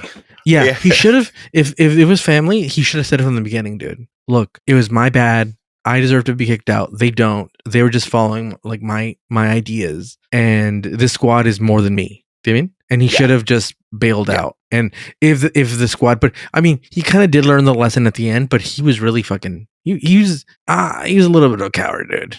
To start off with, he pulled it off at the end, but still started off as a coward. Well, sure. Yeah, and like I think part of the message of this. Yeah, La Perla. La Perla. Okay. Yeah, off screen, he takes full responsibility for that. Yes, which is what he should have just done from the get go. And I think that's part of the point of this episode, though. I think part of the point of the episode is to say when you are as young as Wesley and these kids supposedly are, if you make a mistake, you can still. Move on with your life and eventually become someone like Picard, who also had a major thing that he made some kind of mistake. Yeah, he made some kind of mistake that they allude to and that Boothby helped him out with, and apparently Boothby think he paid for like an abortion? It's possible. You think he's like, I'm gonna buy the moral dilemma was whether or not he would put up the money himself. He's like, I'm gonna type bind. My fucking wine money hasn't come in. My wine money hasn't come in. Just fronted him. He's like, you just gotta front me for like 6 months, dude. My brother Robert, aka Robert, he hasn't sent me my fucking wine money, and I can't pay for this. Where's my share of the wine money, Robert? Oh my lord, that's so funny. So that's the thing about Star Trek, dude. Look, for the people who have been listening for a long time, some things will always be burned into my mind, dude. Like fucking Venom, the Venom thing that killed Tasha, right? The Robert fucking wine, dude. I want some of that wine, dude. And some things I didn't remember half the episodes you guys were talking about, dude. So anyway, he's really crumbling really fast, dude. And he throws Josh out onto the bus, and then they pan to Picard, and he immediately knows this fucker's lying, dude. And these guys were fucking doing some crazy shit, dude. Well, I think everyone kind of gasped when she was like, oh, I wasn't using visuals. I was just going by sensor data. And everyone went, oh, no one would do that. That's crazy. Yeah. And then Beverly's like, what does that mean? Why is that a problem? And then it's like, oh, it's because everyone would be looking. No one would use just sensor data. It means they tried to use the Force. Yeah. So no one believes their shit, essentially. No, and then the next their story's like, falling apart. It's really. Only apart. Beverly it's does. Unraveling. Beverly's the only one who unequivocally supports Wesley, no matter what. Why, dude? Why? Because she is an enabler, dude. She sees herself in him. Yeah, and they're both killers, dude. They're both killers, dude. And she'll protect him on anything, dude. And she is kind of enabling this goddamn fucking privilege, dude, this guy has. And finally he gets a little come up in suit. I hope he gets fucking thrown out of this academy, dude. I hope so, dude. But anyway, La Perla is like, hey, everyone, you gotta be cool, dude. I know, like, you, and I like that he's like telling them to be cool, and he's the one who just fucking like just fucked it up, dude. Yeah. He's like, they're like, Tim, you fucking piece of shit, dude. You had one job, dude, and you're fumbling up there like an idiot, dude. Why would you throwing Josh under the bus just makes it worse? He's not even here to defend himself or say it's part of the story. Well, like, exactly. That's the point, though. Yeah. But that's why he used him. I know, but seems really if he cared about the squad, me. if it was like he said, he cared about the squad, he would have been like, I've never thrown into the bus. Just say, hey, it could have been a malfunction of the goddamn ship. Anything else, dude. Mm-hmm. And then he's like, Wesley, don't say shit, dude. They have what's it called? They have video, but don't say shit, dude. And And so it's like a black box video, essentially. Yeah. And he's like, we got the video, dude. And they're like, oh, but they don't even have it before they only have it after the. I know, dude. So you can't see shit. It doesn't matter. Yeah, like, don't worry, dude. Don't worry. They're not flying in a diamond. They're in a circle. Yeah, and then Josh Allen's dad comes up to Wesley because Wesley's practicing his fucking lines, dude. Yeah, and he's like, "Hey," he's rehearsing them. Yeah. He's like, "I think you left this," and he's like, "Oh yeah, we went to man." This scene is like, wow. Yeah. I don't know how really good. I don't know how Wesley doesn't break just from this scene. That's the one thing that actually bothered me is that after this scene and the heart to heart from Josh Allen's dad, it doesn't really move Wesley to do the right thing. This isn't the inciting incident to move Wesley to not lie. Which is so fucked up because I'm like, his dad is so passionate and you feel so bad because he's just like, I guess it is what it is. His dad completely takes Wesley's word for it and is just and even apologizes for his son. And you're like, holy shit. Yeah, that sucks. Yeah, that's pretty awful. It's completely heartbreaking. And then he says, he basically goes like, I'm sorry that my son almost killed you. It's like, and basically he's like, he was a fuck up, man. Yeah, I knew he was a fuck up. I wish you were my son. Yeah. And I heard you don't have a dad. Yeah, I heard you don't have a dad, dude. I like your mom, I guess. Anyway, so it's a really good scene. This guy's a good actor. I dig it, and he fucking Ed doesn't Lauter say anything, is his name. Ed Lauter. He fucking I even dig Wesley's performance in the scene. Yeah. He's a good. It's just crazy actor. to me. It's just crazy to me that this doesn't move Wesley at all. Yeah, like really. we're gonna get to it, but I honestly think they should have flipped the two confrontations because you have this and you have the confrontation with Picard, right? Yeah, I feel like it should have been Picard first. Yes. Then this guy. I totally agree with that. Yeah, that would make more sense to me. Yeah, I think. But know, and so he's explained to the committee. He's like, oh, so we did the flippy floop, and then we did the Heimlich maneuver, and then oh, let's watch the video, and then the video shows nothing, dude. Right. And then and he's like, well, what's the formation that you're supposed to fly in for the Heimlich maneuver? And he's like, oh, the Jägermeister maneuver. He's like a fucking the diamond cutter, the fucking Razor Ramon diamond cutter, dude. Put up the rock. Yeah, and he's like, oh shit, okay. He's like, interesting. He's like, well, we have this photo from a satellite, dude, and it's them doing a different maneuver. Ace Attorney style surprise evidence. Yeah, he's like, I know. That's exactly how it felt. He's like, boom. He's like, does this look like a fucking diamond fucking maneuver? And he's like, I have no explanation. And then he's like, what about you, La Perla? Piece of shit, dude. And he's like, I have no comment. And so they're like, oh, all right, we'll more tomorrow. And it's like, what do you mean? You have them there. Fucking grill them on this, dude. Yeah. We'll go home, I guess. Yeah. Because let them think about it and let them fucking let them think of an excuse and then we'll come back. Yeah. And so the next scene, Beverly's like, this is bullshit. I'm gonna get you the best lawyers, dude. Like, just start. The satellite is clearly wrong somehow. The satellite, someone hacked it, dude. It's fake news. I do really like that scene though, where Beverly or Wesley just completely rejects her. Yeah, and he's like, "Mom, you goddamn killer, dude. You can't hide this fucking death, dude. It's not like your deaths, dude.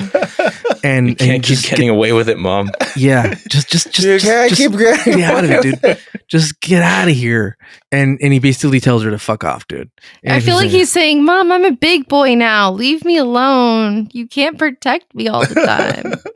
I'm a big boy." Essentially. And then he goes and talks to Mick again. Picard does, and at this point he had told Geordi and Data to like figure out if they can get anything out of that, and that kind of went nowhere. I thought there was gonna be more like, oh, look at this evidence. It found the evidence that provided that made Picard know what the maneuver was. I know, but like I thought it was gonna be bigger. Like, oh, look at this, dude.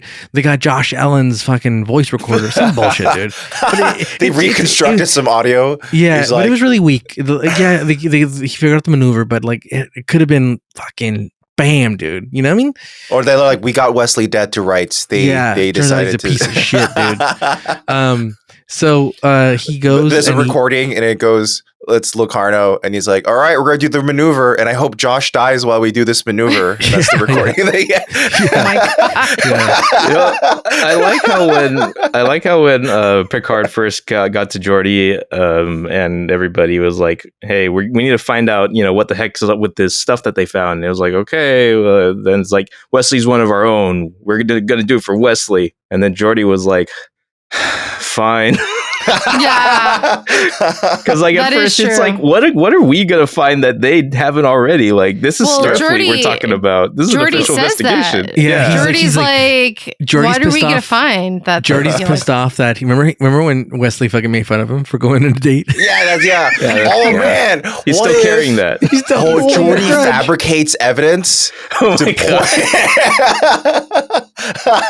That picture of them in that circle is completely fake. When they take him to jail, he's like, who doesn't have a girlfriend now, you piece of shit?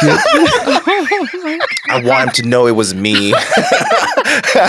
That's Dolly 3000. Oh my god, that's too good. So he's like, that was the best thing Wesley ever did when he did that sick burn. When he roasted it? Yeah, that was really good. His worst roast, definitely. Yeah. So he goes to Data and Geordi's like, oh, they blasted the hatch door like we did last episode. And he's like, why would he do that? And he's like, there's only for one thing, dude. He was jacking off. No, Picard knew immediately, like, it was that crazy maneuver that the whole squad had died years ago. Yeah. I think Picard probably told those dudes to do it. He's like, it'd be really cool, dude. You guys did that crazy maneuver where it's like zigzaggies. Sorry, I just thought of this. Why would a fucking school have a Blue Angels style team? I don't know. I don't even know why the groundskeeper is that well connected with everyone still. Well, the groundskeeper, like, there's like a mythological quality to him, so I'm like, I guess that's true, but like, yeah, dude, he doesn't even seem like that great a groundskeeper. Like, he's just on his knees, like kind of like tearing at a bush on his own. Yeah, that's you let him garden how he wants to garden, dude. It's his golden age, dude. Okay, I'll be honest. I really love the scene he has with Picard there, where he's like, he just gives like a character exposition dump. It's like, this is what the Nova Squadron is like, Picard. They all love La Perla. This is how they like. Yeah, he just gives them like a psychological breakdown of everybody. It's too much. I think it's okay. Actually, it's a little strange. It's a little unbelievable, in my opinion. So then Picard calls fucking Wesley, and he's like, "Hey, what the fuck happened, dude? Were you guys doing this fucking maneuver? You piece of shit, dude. What the fuck you're doing, motherfucker?" Yeah, and he's like, "What maneuver? I don't know what you guys are talking about." He's like, "Yeah, you know what I'm talking about. The one that killed fucking whole squadron, dude. And they probably killed Josh Allen, dude."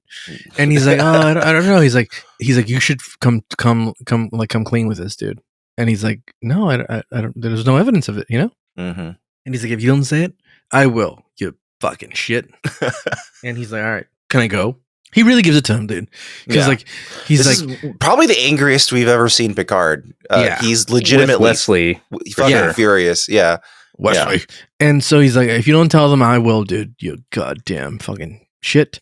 And then he calls La Perla, and he's like, "Dude, Picard knows. We gotta tell him." He's like, "What does he fucking know, dude? He's got no evidence, dude. If the black box doesn't fit, you must acquit, dude." You know what stuck out to me about that scene? Like, it's the first like non-traditional, non-Trek door with just a lever handle that we've seen in a while. Oh my god! Yeah. It's like I don't remember the last time I've seen one on this show, if ever. So it just stuck out to me. Old timey doors, dude. Yeah, I guess it's on Earth. I think the only time I remember that being a thing was at the end of the season 1 finale, where it was a joke. The door didn't open automatically for Worf on that old satellite. And he was like, yeah, that's true. And he's like, what is this? What is this? And so basically, La Perla's like, dude, don't be a piece of shit, dude. Like, I handpicked you. And he started throwing the whole, dude, you were like, we're like family, dude. And family doesn't rat on family, dude. And we're the best with the squadron. I chose you for dude. A reason. Yeah, because I thought you were cool, dude. I thought you liked to fuck, dude. And he's like, I do like to fuck, but I don't want to kill people, dude. And I'm not my mother. And so basically he goes, I have to come clean. And he's like, you know what, dude? Why don't you just fucking quit, dude? Just quit if you're going to be a coward, dude. And he's like, dude, it's your fault, dude. You should quit, dude. Why am I quitting? For your career, dude, you dingus. Yeah. And he's like, no, you should quit, dude, because you're lame. And he leaves. And don't then, take us down with you. God. Yeah. And then they have the thing, and then like they're like, well, in light of us not having fucking evidence, I guess, you know, that's that, you know. But whatever, you know, McGonagall's like, but they all know what happened, what really happened. There's no evidence. There's no evidence, right? But they know, right? Yeah. They know something was fishy. Yeah. I guess it's implied that Picard doesn't actually go forward with it. He was just threatening Wesley. Well, yeah. And also, like, because he would have done it now. Because they're like, all right, well, then that'll be that. If nobody has anything, and then fucking. Well, I think Laperla accurately calls the bluff when he's like, hey, he doesn't actually have concrete evidence against us. Like, we could deny this and still be fine. Yeah. But Wesley gets up and he's like, nah, we fucking killed him, dude. We killed him. We did the maneuver. We did a crazy maneuver, not the Heimlich one. Another one, dude. And he killed a person, dude. Killed Josh Allen. He was a beautiful boy. He never hurt anybody. He was a little dumb, but he never hurt anybody. He tried to pick up on Lindsay here. But other than that, he was fine, dude. No sexual harassment. Just regular old dude. Just trying to be cool, man. Yeah. And it was our fault that he died, and he wasn't inept, and just wanted to know. And he's like, what do you have to say, Laperla? And he's like, no, nothing. I have nothing to say. That'll be it. That'll be that. And then Picard comes to Wesley finally, and he's like, hey, what's his face? Laperla is going to be expelled, basically, and his career's over. Your career may be over. We don't know, but you're privileged, so probably not. Well, he vouched for all three of you. He said like you guys were cool and you guys went along with it, and he made you go along with it, and that it was his fault, and you guys are cool people. Said Josh Allen wasn't a coward, that he was cool. And then he's like, but your career may be over too, you know? Like, we don't know that. But yeah, the truth is, like, you have a hard road ahead. No, not hard road. He's privileged, dude. no hard road ahead, dude. I love how in that scene, he just says, like, you should feel bad, and you'll pay for what you've done. That's one of the better lines of the episode. Yeah. He's like, you should feel bad. You should feel like shit. And he says, I wish Wesley had been like, this isn't what I want to do. I'm going to leave. I'm going to go travel the world. He's like, have you ever seen the show Kung Fu? With his white man? You keep trying to bring Kung Fu into this. Why do you keep trying to make other white actors be Kung Fu? Hey, it's a tradition. It's an American tradition, Marvin. Well, I think it's not so much Kung Fu. You keep wanting to bring David Carradine into things. I mean, how cool would it be if David Carradine became his, like, fucking... You know? He's still alive. David Carradine was the traveler. Yeah, dude. He was the traveler. No, a new traveler. And he's like, come with me. My name is Bill, and I'm going to train you to be my deadly squad. And Wesley would be a perfect fucking assassin, dude. Oh yeah, perfect, dude. I can easily see Wesley being like a really good sniper. You know, like sure, dude. He's great with weapons, dude. He could build explosives, dude. Oh yeah, make it look like a gas leak. Oh yeah. Oh yeah, he'd be exactly like Stallone in The Specialist, dude. Exactly, dude. Exactly. There's no deviations. Taking showers with Sharon Stone. I'm just saying, dude. They really missed out on an opportunity to really make him a cool character instead of a privileged fucking. Well, before we do our ratings, I just wanted to point out a few things. Point them out. So the writers argued a lot over what the ending should be, because there was actually a different version of the ending that was the original ending, which was Wesley does not confess. Ooh. Wesley actually stays true to his friends. And at the very last moment, it's Laperla who stands up and goes, no, actually, this was all my fault. And he's the one who advocates. And some of the writers, I think specifically Ronald Moore, who was the main writer on the episode, said that he preferred the ending where Wesley doesn't give in, because that makes it an episode more about friendship than like, I have the whole quote that I can read if yeah, go for it. Quote it, dude. Quote it. All right. So in the aired version of events, Wesley steps forward even though the court of inquiry is about to let them off the hook. In so doing, Wes commits an act of moral courage by standing up for the truth, and being punished when remained silent would have allowed him to go scot-free. Now, let's assume the circumstances had been constructed so that the Nova Squadron was going to be kicked out of the Academy by the court if they had kept silent about what really happened. Say that the team had made a decision not to finger the one among them who came up with the idea on the we all hang together philosophy. Okay. In that scenario, Wesley coming forward to tell the truth is suddenly an act of moral cowardice because it appears that he's only trying to save his own skin at the expense of one of his teammates. If that had been the story, which is more or less what Naren and I were advocating, then Picard's impassioned speech to Wesley about the morality of coming forward to tell the truth is suddenly a scene where the captain tries to convince a young man not to throw away his own career in order to protect one of his friends. In the end, Locarno, the true culprit, comes forward on his own in order to save the rest of the team. As you can see, it's a very different kind of tale, even though the essential plot is relatively unchanged. Both stories are valid and interesting, but I preferred the story about a young man willing to stand with his friends rather than a morality tale about telling the truth. Don't get me wrong, I like the first duty, and I think it works pretty well just as it is. I just wanted to tell a different story. And that's from an AOL chat. Yeah, I kind of agree with that. I think that would have been really interesting. Version too. Yeah. Like, I would at least like to see it. That would make Wesley seem really evil. Well, and I think they would have rewritten it so that he wouldn't seem like as evil as he would if he just didn't come forward in this scenario. So in this case, the pitch he's making is that if he came forward, he would save his own Starfleet career, but throw everyone else under the bus, and they would be expelled. In this case, he chooses to be expelled along with his friends. So he's actually mildly taking responsibility. You know what I mean? So it's like almost like taking responsibility and sticking with your friends. The one wrinkle is that you still have that scene with his dad. And that scene is like his dad is completely advocating that that Josh did something wrong. And I don't think that scene would work at all.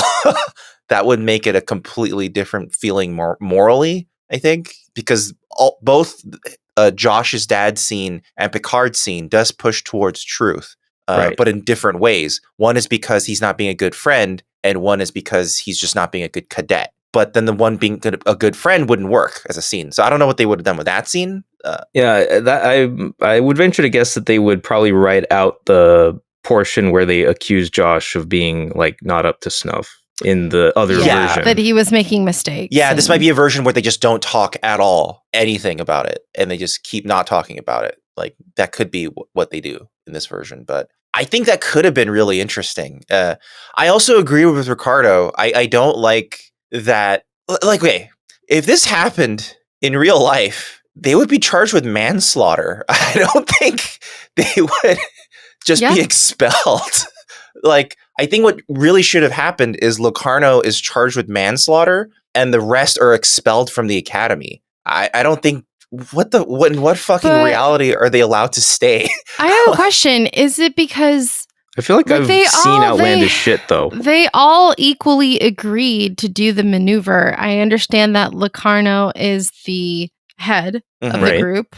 Like, I guess I just don't feel in my heart that I feel like they should all be punished equally, even though he's the head of the group. You know what I mean? That's also fair. Yeah. Like they all agreed to do it. Well, it seems like they were ready to do so, and it was Locarno's own impassioned plea to not. No, I know. I'm talking about like if there was an alternate universe where he was charged with manslaughter or something, I think they should all be charged, type thing.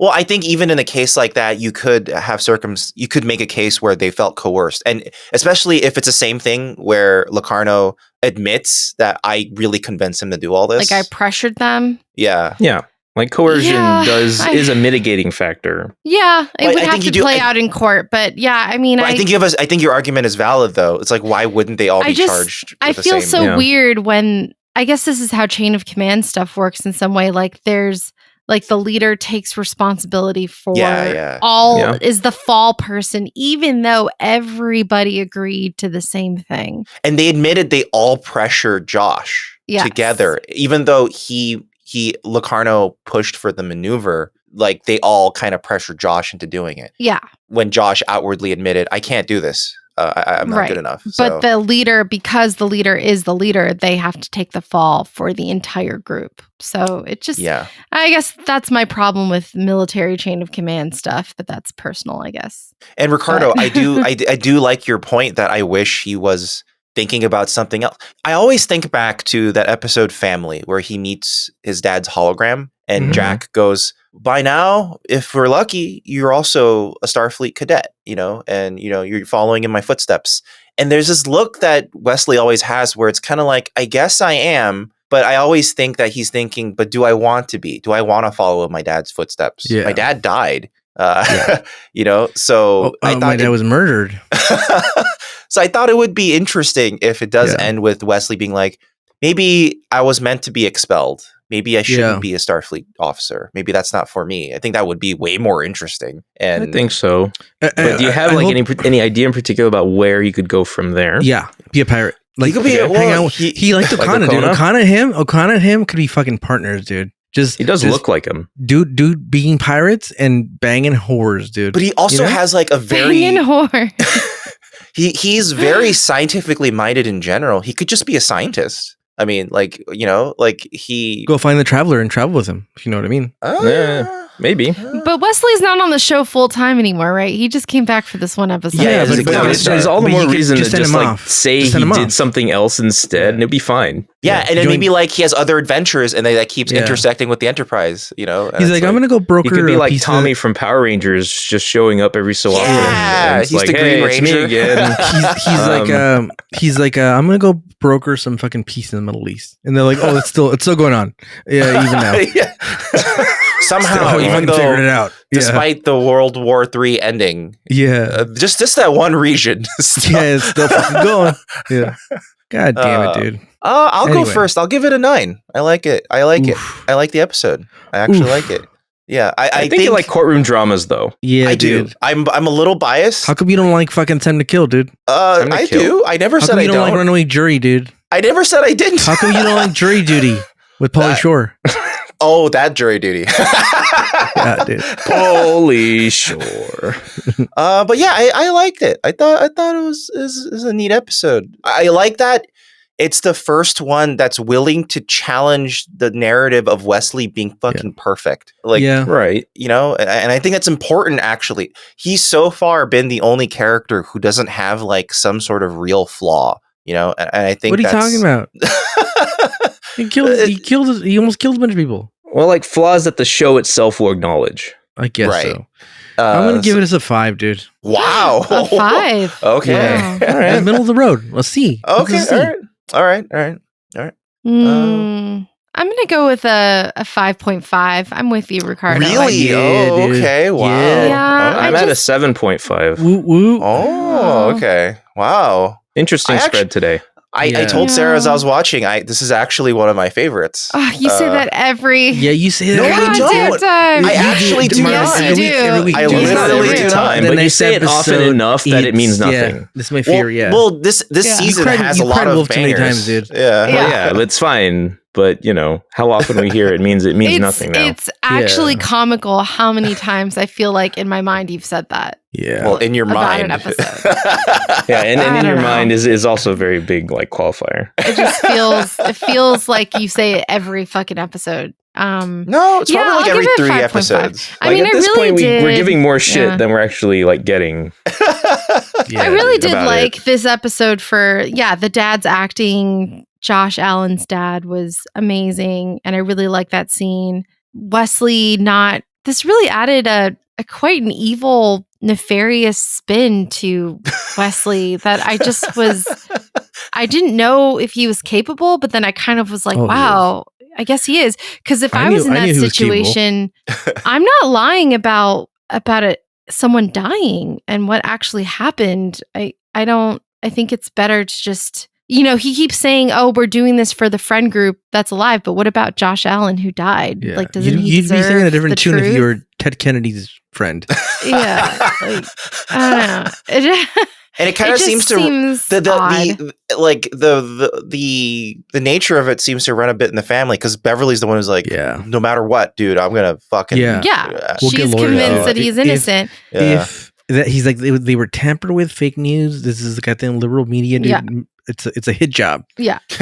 And I guess I just was surprised that he was capable of being untruthful to this extent. But then I believe obviously him to be this bad. At the very last minute came out with the truth. I'm really curious as to what the potential like Few Good Men extreme version of this was. Like what would their crime have been? Someone write it. Did they fucking haze someone to death? Like, yeah, it feels like it was basically just that, because like already someone is still dead, right? Yeah. So that means it has to be worse than that. Yeah. So the only place you go from there is like, well, that means the cadets were more directly responsible than they already were. Yeah, it was probably like a hazing that went wrong, type of thing. Yeah, I want Ronald McDonald to write an alternate version. Why? Ronald McDonald? Ronald D. Moore. Yeah. Oh. Okay. Took me a second. Very different. Right another one. Dan, would you say a 5? 7.5. 7.5. Sorry. Yeah. And Ronald D. Moore's like version of all this it's probably just BSG. Yeah. You're right. Every version he prefers is just what BSG would do. Well, yeah, like when he's finally the showrunner and in charge, like do what you want. Why not? Yes. Oh yeah, that was the first duty. Duty. So funny. Jury duty. Thanks for listening, everybody. If you liked it, you can leave a comment or a review wherever you are. If you feel like it, I don't know. If you have time. Yes, please leave a comment. If you never have, you can try it out and see how you like it. Yeah. What? Give us a review. Leaving a comment or review. Or remember, don't leave us. Go to your favorite porno. Leave a comment, especially a Star Trek themed porno. Leave a comment. Say they sent me from Star Trek Newbie, dude. Go to your favorite porno. Get it off of your shelf. Take it out of its slipcase. Yeah, because you all own physical copies of porno, right? No one does nowadays. I guarantee you someone has a very large physical collection right now. Someone has the full Vivid Entertainment catalog. Someone has the entire La Blue Girl collection. They have a hard copy of I don't think there's many of those, if there even are more than what, I don't know. Dan has looked into it, okay? I can have answers for you by next week. Someone has a copy of that original Tommy Lee video. Oh, yeah. Well, someone does. Yeah. Somebody does. And if you are that someone and you would like to confess it to us, you can always email us at contact@newbiestartrek.com. Contact us. contact@newbiestartrek.com. Not first contact. Hey. This week's this week's email is from Liz. It's actually titled "Thank You, Dan." So, oh my god, dude, Dan. So shame on you, dude. Gratitude to Dan. Shame on me. Okay, what did Dan do? I don't know. Hey there. About 14 years ago, I was watching a random movie on a random network in the middle of summer vacation. It wasn't remarkable by any means, but it had certainly been interesting enough for me to watch through to the end. I hadn't really planned on watching it again, and it wasn't really the type of movie that my parents enjoyed, so it didn't occur to me that I needed to take real note of it. I never thought of the movie again until about 2 years after having first seen it. By that point, though, only the vaguest of details remained in my head and the fuzziest of images. I've never really been the best with actors' names, and so I only had those random details available to try and search for the movie on Google. The only title that really popped up, however, was The Hollow Man, and every so often, for the next 12 years, I would agonize over trying to find the title of that movie. Imagine my surprise when listening to the podcast episode regarding ethics and suddenly hearing the words Memoirs of an Invisible Man come out of Dan's mouth. I was driving at the time and clutched my steering wheel so tightly as my eyes went wide with shock.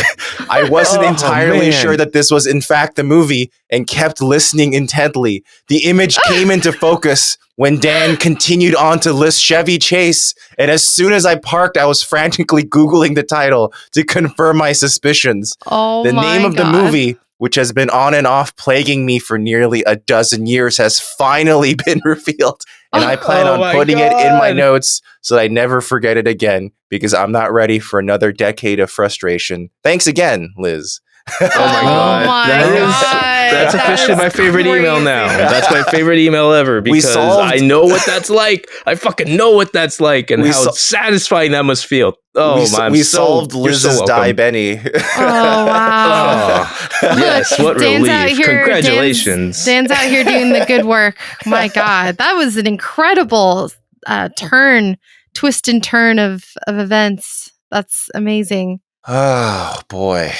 Well, getting misty-eyed over here. Yeah, thank you, Liz. Thank you for letting us know. Thank you for letting us know of your relief. Thank you for letting me know how much I helped. Case closed. Case closed, and that feels so good. That feels so good to be like, we closed that. Man? That's closure. Yeah. I provided closure for someone that that's after amazing. Over a decade. That's amazing. And you listener listening right now, you still can't find my biological father, Dan. Thanks a lot, man. Working on it. Dan's working. One day in and around the sun, Dan will be like, "Oh my god! Oh my god!" He's a Sarek. You are the father. Everything comes into sharp focus for Ricardo. It'll just walk in off screen from Dan's camera. No, he'll walk off screen off of my camera view and into Ricardo's room somehow. Oh my god. Oh my god. That's the dream. He's working on it. We're working on it. Yeah, so one day. But dear listeners, thank you for listening to Newbie Star Trek. If you liked what we do, head on over to fugitiveframes.com. We have links to all the stuff we do over there. It's got some stuff going. Next week, cost of living. It's a really plain title. Cost of living. Is this about inflation and how? Is the episode going to increase? Is the episode just going to increase and increase? It's just like, people. Wow, bread is $5 a loaf now. This is crazy. It's just people arguing about like living in LA versus living. Yeah. In Can we afford to watch this episode in LA? Cost of living. Cost of living is too damn high. That's my response. Is. Next week we're gonna watch Cost of Living. So until then, I really want it to be about inflation. I really hope it is. Goodbye, everybody. We'll see you then for Cost of Living. Goodbye. Bye. R.I.P. Josh Allen. R.I.P. sir.